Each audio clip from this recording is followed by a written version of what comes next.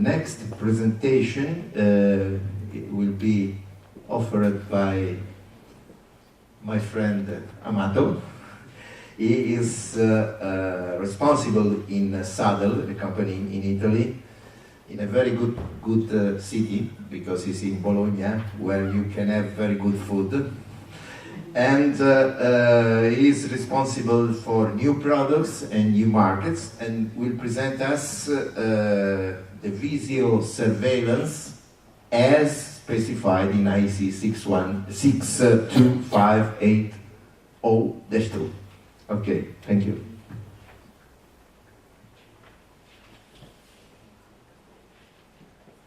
Good afternoon to everybody. And so this presentation is not from Saddle, so my company, but is from IEC, Working Group 46.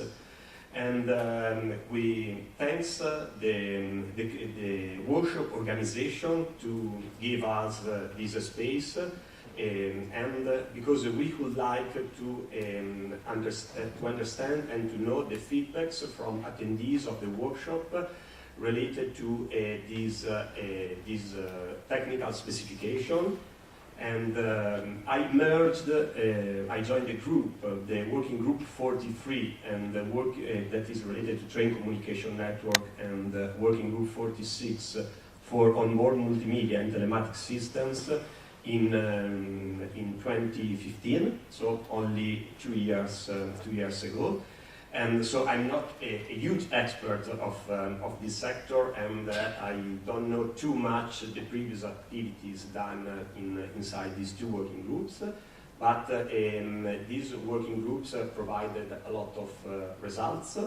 And moving to the working group 46, I don't know if you all know, but it is split in 4 main activities. But before, so Working Group 46 is related to onboard multimedia and telematic systems for railways, shortly OMTS, and the scope is to define and implement a framework on board multimedia and telematic application that include the standardization of the following subsystems within the train that communicate using the subsystem specified by WG43. So as a communication network, we use all the standard defined by WG43, and we'll see later on.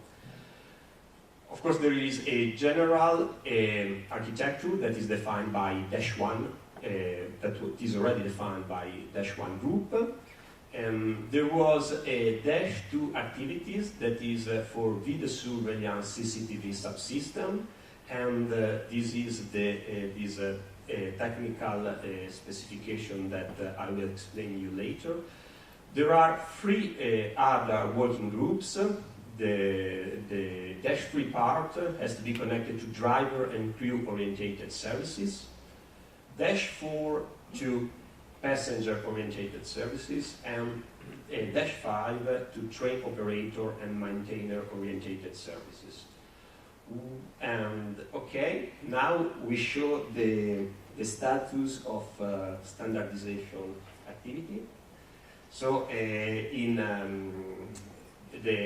there was only the general architecture that arrived at to have the standards. So is IEC 62580-1, published by IEC in 2015 and by Senelec in 2016. But this is only the general architecture. And when we try to go a little bit more into detail, so to see the specific application, we find out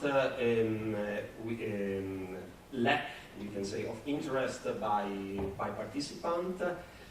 Actually, we still need to understand internally the reason for this lack of interest, and we would like and we will be interested to have additional attendees for this working group 46, because these services are more connected to multimedia applications. So the task of working group 46 will be different, is for sure different from Working Group 43, but the attendees also could be different. So I ask you if you are interested maybe to join this Working Group 46, and we will have a meeting in October. The convener of this working group is Marco Predonzan. We had a presentation from him yesterday.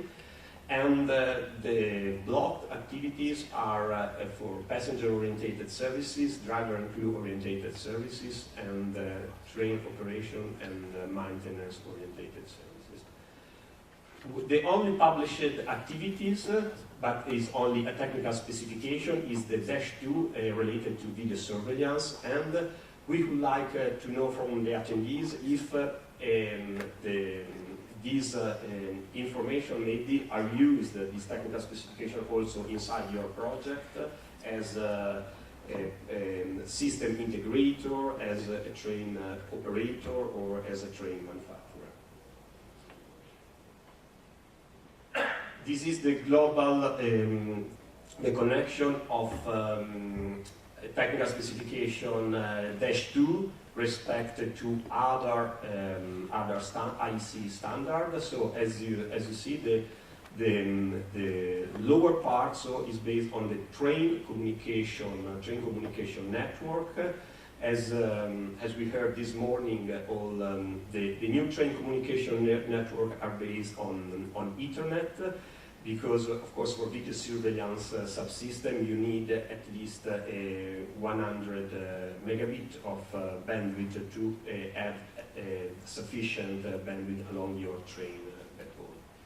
And there are other IEC standard recalled for CCTV general requirement and interface based on web services, also from general requirement for -1 of 62580, and at the upper part for exported data we refer to ISO 22311 and to IEC interface with other OTMS that is not developed yet. So this is still not completed, because this subsystem anyway has to be interface to the other part. So for sure it could be interface to passenger-orientated services, and for sure for driver and crew-orientated services in the driver cab.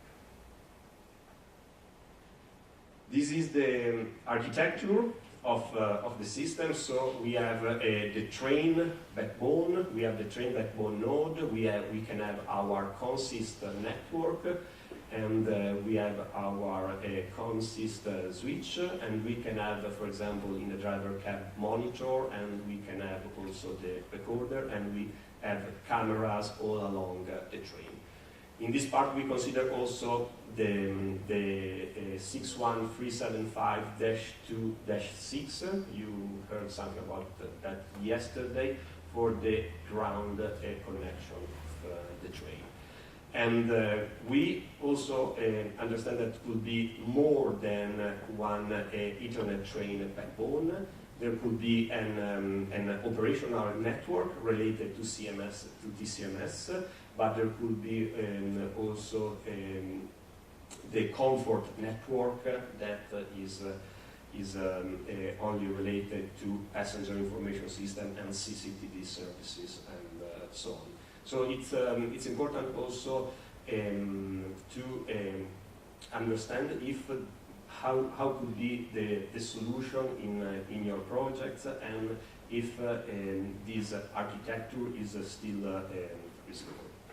Later on, we see an example from the Italian railway operator how they implemented a solution. So the first, the typical structure of this onboard video surveillance system has four main, we can say, mandatory components. So there must be a video capture component, so IP cameras on the train. These video flashes must be stored somewhere in the train. there could be the needing to have a view of these images somewhere, so it could be driver cab or train conductor cab, and there must be the needing of video analysis. Till these 4 points are considered inside this specification, the basic 4 points, and after that we saw that there are several different ways of connecting these 4 components to the other system of the train. So they could be connected to TCMS, they could be connected to other OMTS services. They could be even connected to the ground video surveillance or to additional system when there could be also other networks along the train. And of course, this connectivity this system requires, but could have the connection to train operator, security organization, and first responder that in some country could be directly the police. For the function breakdown structure, we define 3 main levels. So at the first level, we consider to monitor and investigate the operational issues. For the second level, we have front view monitoring live videos from front view cameras, recording the image of forward condition of the train, such as the track, signal, level crossing, speed limits, and this could be connected also to, we can say, safety reasons. And in the previous, in the presentation from MIOS, we heard also that there could be the interest to collect some images directly to an event recorder of the system. So this change dramatically a potential architecture of this system. Of course, the functionality, I don't go into detail, is to capture, record, retrieve, replay, and export video out of the train or on some other subsystem. There's rear view monitoring or side view monitoring that needs to capture and record the live videos from rear cameras, including platform and other rail infrastructure. The third subpoint is cab interior monitoring to capture and record the driver behaviors panel, the ambient and sound. So also sometimes to video surveillance could be connected audio functionalities. And subpoint 4 is interior monitoring, to monitoring the status of the train or onboard devices. For example, cameras on the roof of the vehicle for monitoring the pantograph. So there could be also some issues related to energy metering and to catenary connection. So also this point must be taken in consideration to understand if such a function has to be considered inside these services or could be placed somewhere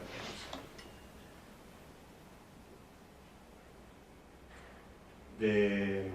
The second main function is to assist the driver for train dispatch with the sub-function 1 to enable the driver to visually detect person or passenger-related items that are anywhere within the train dispatch corridor, for example, rear view, mirror, and side cameras batting on the door for assisting driver during open and close the door.